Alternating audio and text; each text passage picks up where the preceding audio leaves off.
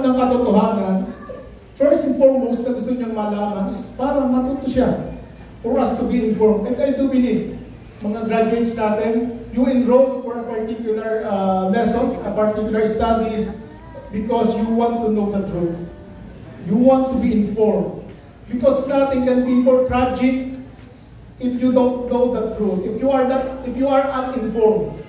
If you don't know the things in life, if you don't know Jesus Christ, if you don't know what will happen in the future, you are at loss. And because of that,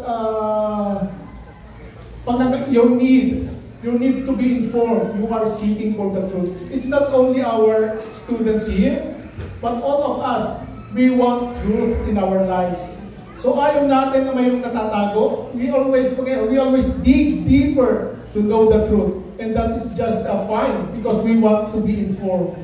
Sabi nga dito it says in Acts 17 verse 11, now the Bereans were of more noble character than the Thessalonians, for they received the message with great eagerness and examined the scripture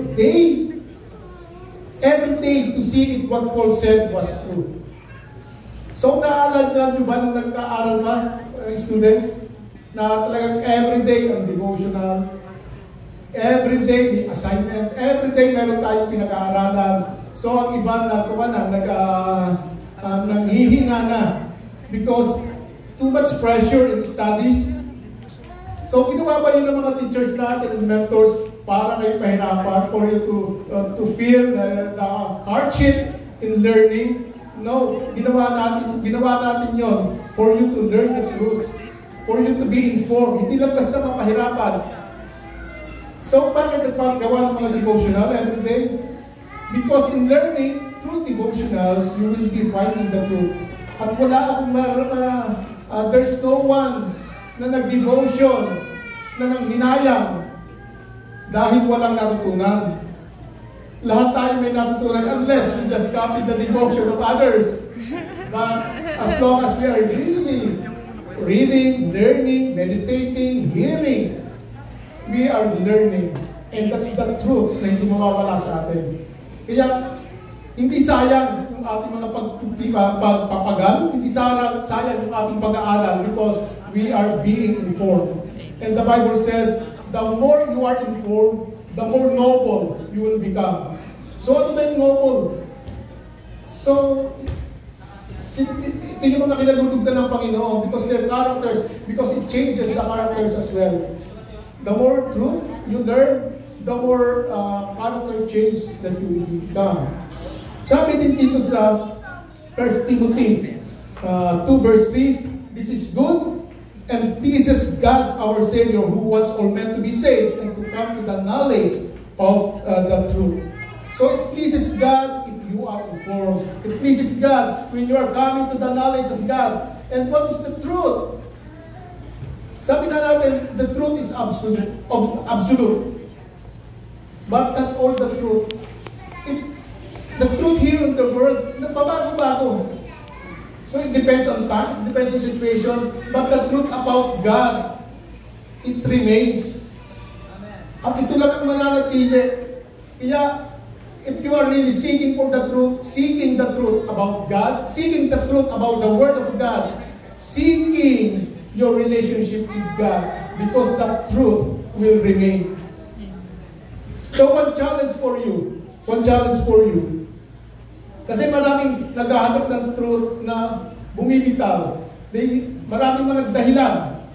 So, oras, energy, maraming nagsisik ng truth na prostrate na lang, diba? Huminto na lang. So, ang sabi ng Panginoon sa Exodus 4:2, you remember, nung si Moses, tinawag ng Panginoon to save his people from Egypt. Sabi ni Moses, wala akong kakayanan. Wala akong karunungan. So God asked him in Exodus 4 verse 2, what is it in your hand? So anong hawak ni Moses noon that time? Ito yung tungkod. It is a rod. Diba? And through that rod, when God said, kay Moses, ibigay mo sa akin ang rod. And that miracle happened. Diba? Nag-mistake. And that's the start na nagkaroon ng mga ginamit ng Panginoon. What Moses have to show what signs and wonders. To show yung ginawa niya sa Egypt, paano palayain yung kanyang mga tao. So what do you have now? Yung mga students natin, do you have now the truth? So dapat huwag niyong pangihinayangan or huwag niyong sasayangin the truth that you've learned. Because when you keep it just for yourselves, nothing will happen. So si Moses, kung hinawakan niya lang yung tungkol, magagamit niya lang yun sa kanyang personal, sa mga tupan niya, pang-guide sa mga tupan niya. But when he gave it to God for the use of God, then the miracles and wonders happen. So the truth that you've learned, give it to God. Surrender it for God's use. Amen. And that the usage of that truth will be multiplied exponentially. Amen. For the kingdom of God. So walang hihinto sa mga nag-aaral, learning. And it's also a challenge sa mga kanina, yung mga tumanggap sa Panginoon, that they learn that the need for that relationship with God. So mga hindi pa nag-aaral ng salita ng Diyos. So it's about time to find the truth, to seek the truth. Because in the hands of God, what little that you have can be used exponentially by God. Amen. Amen? So, ganun din naman sinabi sa another thing. Naalala niyo ba yung sa John 6 John 6, kung saan nagpakain si Jesus Christ ang 5,000? So, that time, 3 days nang nangangaral si Jesus. 3 days. And the people around Him ay nananatili. They don't want to go because they want to find the truth. They want to learn from Jesus. They want to learn from the words of God. So 3 days without food. So si Jesus, nagkaroon ng compassion. We have to feed these people. But, sabi ng mga apostles, what do we have? We don't have food to feed those 5,000 people. And by the way, those 5,000 people, they're just men. What about the women? What about the children? So ayon sa mga Bible scholars, they are not just 5,000. So it could be 20,000, including the children and women. So saan kumuha ng pagkain? But one, sabi ni Peter, there's a boy here. Mayroon siyang 5 slices of loaf, tinapay, 5 tasty, 5 slices, and 2 small fish. Malamang hasa-hasa. So, small fish. So ano nangyayari sa 5 slices of loaves and 2 fish, small fish, to the 20,000 people? So, ano sabi ng Panginoon? Give it to me. So, what happened? After giving it to God, God prayed, and all those people ay nabusog. All those people ay nakakain with 12 baskets of leftovers. From 5 slices of loaves and 2 small fishes, gumawa ang Panginoon. So wala tayong idadalhin sa Panginoon that we cannot find the truth because of our circumstances. We cannot study the words of God because of our circumstances. Whatever you have, give it to God and He will multiply it. Amen. And whatever you have learned, give it for the usage of God and He will multiply it. In our hands, they're just nothing. But if you surrender it to God, He will do miracles. Our second point, seek the truth to be transformed. Seek the truth to be transformed. So, some of the people seeking for truth, when they inform, they stop there. You remember nung nag-aaral pa kayo? Sultry?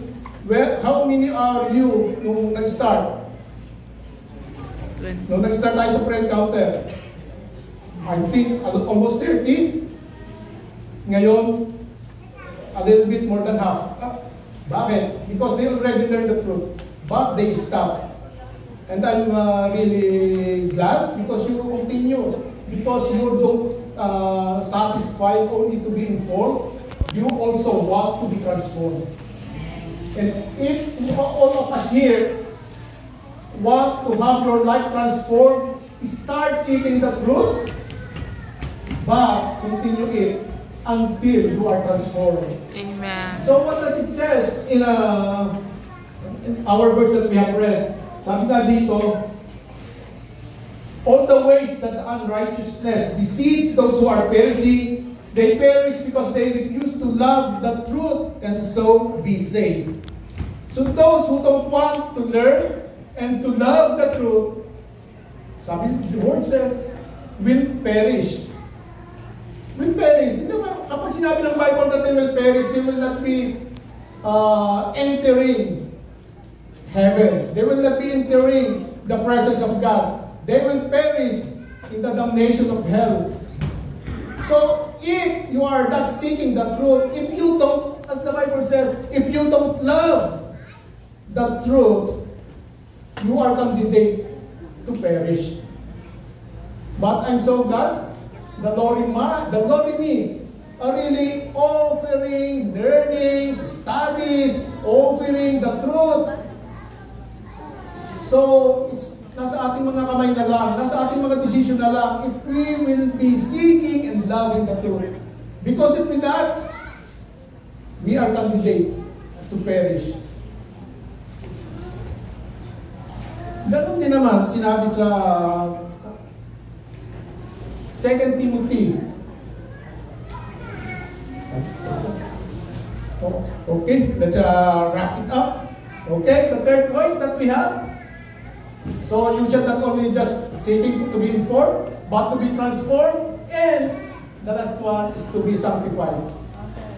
As long as we are living here on earth, people are really still committing some sins because of troubles, because of needs. Sometimes we commit sins. But if you have the truth, you know that there's a way out of the sinful life that we have. And that is to be sanctified. And the thing that can sanctify us is the Word of God. It says in John 17, verse 17, sanctify them by the truth. Your word is the truth. If we say sanctified, you are purified. Amen. You are forgiven of your sins. Amen. And the one that can forgive you is the truth about God. Amen. So if you want to be sanctified, to be cleansed, to be forgiven of the sins that we are committing on a daily basis, we have to be sanctified on a daily basis. And that's the truth that will do that. And sabi rin dito sa 1 John 1 verse 6, if we claim to have fellowship with Him, yet we walk in darkness, we lie and do not live by the truth. Most people, even some Christians, we says that we are living with God. But if your life does not show that you are in the light, if you are still living in sin and darkness, you are just lying. The truth is not with you. So start transforming by learning the truth. Start this sanctification by learning the truth deeper. So, for our conclusion and challenge, ang sabi nga dito sa ating sa John 14:6, Jesus says, I am the way, the truth, and the life. No one comes to the Father except through me. Jesus said that. So Jesus is the way, He is the truth, and He is the life. So upon learning the truth today, we can say that as we seek the truth for information, because Jesus said, He is the truth. Jesus is the truth. We are seeking the truth. We are seeking Jesus. If you are seeking the truth through the Bible, you are seeking Jesus.